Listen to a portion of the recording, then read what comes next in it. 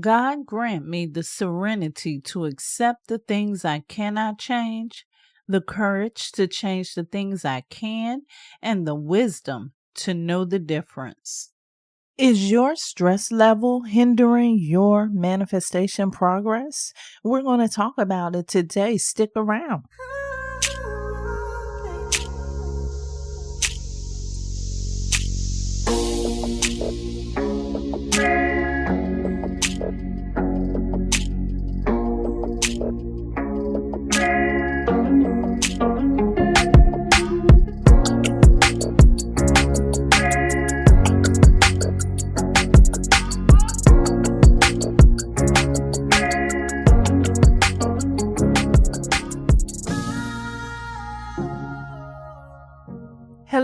Hello, good people. You are listening to the one, the only, the Manifest on Purpose show. And I am the host, Kimbaley. I'm just here to help you raise your level of consciousness and elevate your mind.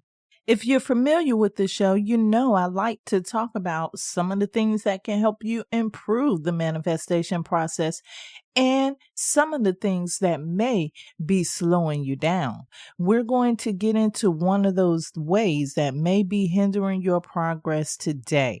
Thank you so much for taking your precious time and spending it with me today. Thank you for all of those you choose to share this with, and thank you for subscribing here and on the website at Kimbaley, KIMBALEY.com. It's important for you to know that what I do from the heart, because the God in me loves the God in you. We're going to jump into today's topic, but before we do, let's hear our Astro-Numerology forecast for today, the guidance for today. That's going to be courtesy of Astro-Numerologist LLoyd Strayhorn and the Star 8 mobile numerology app. It is Monday, August the 19th, and boy, is August moving fast. The sun is in Leo, it's a full moon in Aquarius, Mercury is in its retrograde state, it's a 7 universal month, a 1 universal week, and an 8 universal day.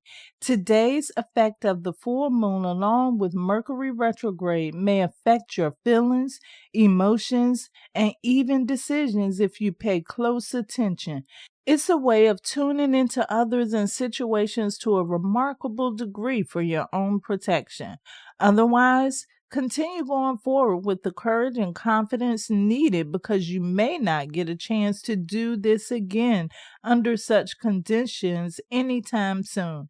Capricorn, Aquarius, Libra, and those born on the 8th, the 17th, the 26th of the month are the ones likely to be more in alignment. Once again, that is the Astro-Numerology forecast that has given us guidance today. That is courtesy of Astro-Numerologist LLoyd Strayhorn and the Star 8 mobile numerology app. If you like everyday guidance in your personal forecast, please make sure that you download the Star 8 mobile numerology app. You can find that app on a Star 8, ASTAR, the number 8.com. You can also get it on Google Play or on the App Store. You can also go to Linktree/numbers in you, where you'll also have access to some of his more exclusive products and services. If you feel that you need further clarity into your life and deeper insight to your purpose, you can schedule a numerology reading, get your personal numerology report, your yearly forecast, or you can get a compatibility report and get all of these reports for your business. You can get those at Kimbaley, KIMBALEY.com. Now it's time to get back on topic. It is my belief that the way you start your day will set the tone for your entire day. I've never really been an early morning person, so I usually set an alarm if I have something important to do. I started this habit because I found that having to rush at the start of the day impacts the entire day. Can you feel me on that?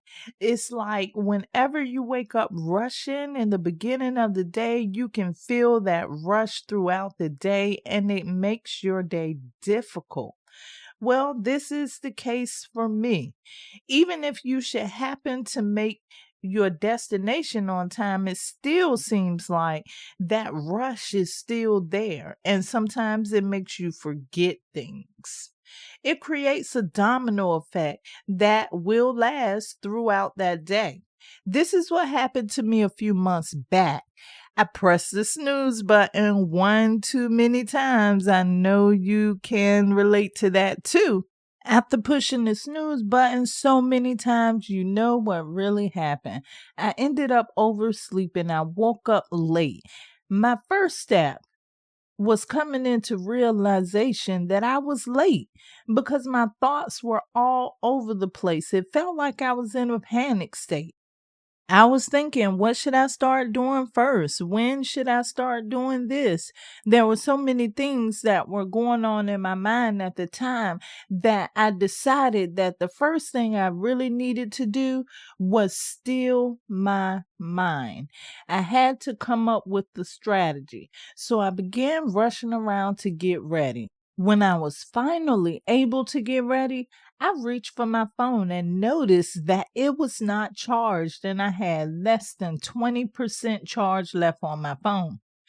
How could I forget to charge the phone when I knew I needed the GPS? I thought to myself, you can handle this. Everything's going to be okay. I will just charge it in the car. So I got to the car, pulled off, and a few miles up the road, I decided that I would charge my phone only to find out that I didn't have an adapter in the car. Even though I was already considerably late, I had to drive back home.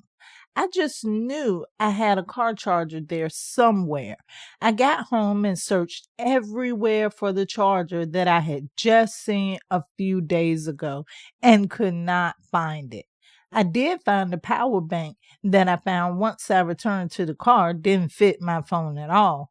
I had no choice but to trust the 20% charge that was on my phone already. I had to trust this charge until I reached my destination. Still, I have wasted a lot of time driving back and forth. When I arrived at my destination, I was able to borrow a charger for the trip back home. When I returned, the charger or any other items that would have helped me earlier in the day were right there in my face. As people say, if it had have been a snake, it would have bit me. There's a deeper reason why I couldn't see those things earlier. In order to understand that reason, you must first understand the parasympathetic nervous system. I will give you a brief overview of this system. The parasympathetic nervous system is a part of the central nervous system which is responsible for receiving, processing, and responding to sensory information. The parasympathetic nervous system is also known as the fight or flight response system. This system is responsible for responding when it senses danger through stress. When danger is sensed, chemicals are released to help you fight or run to escape the danger. These chemical controls functions of your body to aid in that process, such as elevate temperature, blood pressure, increase heart rate, and etc. It also shuts down functions that may be a distraction during the time, such as digestion, sex, elimination, etc. It sounds really helpful if you're in a dangerous situation, but here's the problem. Number one, your body is only designed to stay in fight or flight for a few minutes at a time. Ever notice how fights are only a few minutes at a time or last for a few minutes at a time? Prolonged fight or flight can be dangerous because of the pressure it puts on your organs. Number two, your mind can't distinguish whether you're really stressed because something is happening or if you're stressed because your boss is overworking you. Number three, the problem I want to highlight today is that fight or flight is detrimental to your creativity and your ability to think clearly. Rushing to get to where I had to go that day put me into stress mode. Whenever you are in a panic, you are in stress mode whether you realize it or not. Stress mode is just what I call fight or flight, simply because that's what it is.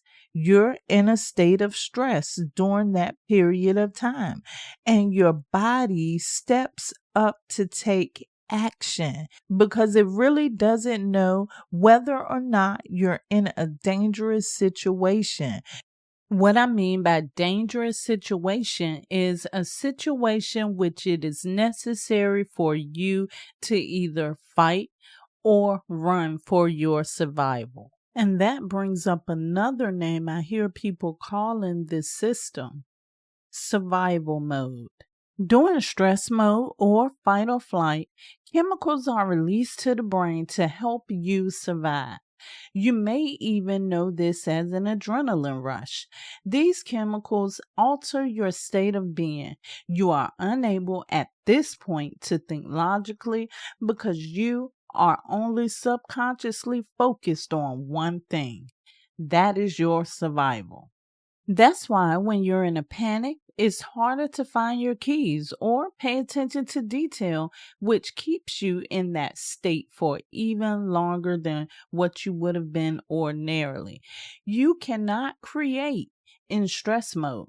Your mind just isn't focused enough on it because once again, you are in stress mode or fight or flight mode. Creativity or creation must come in a state of peace or a state of love. That is, if you want to create something useful or beneficial for you or others. You're probably wondering what all this is about. This is to remind you how important it is for you to manage your stress. Stress can create all types of limitations in your life. It can even hinder how you align with your manifestations. After all, how can you align with what you desire in life if you are constantly under a state of stress? No manifestation technique can help you if all you are doing is focusing on survival. There's one more why for this conversation today. Always being in stress leads to chronic illnesses. If you are allowing your boss to stress you every day, you are in stress or fight or flight mode every day because your mind can't tell the difference if your boss is stressing you or if you are in real danger. And once stress or fight or flight mode is activated, chemicals are then released that cause some of your organs to function into overdrive while the other functions are neglected. You create a physical imbalance. One example of this is long-term hypertension, or as commonly known, high blood pressure.